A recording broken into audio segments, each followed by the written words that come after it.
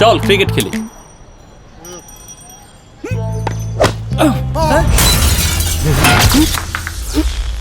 ভাই কি করছিস তোরা? উপর আয় আজকে।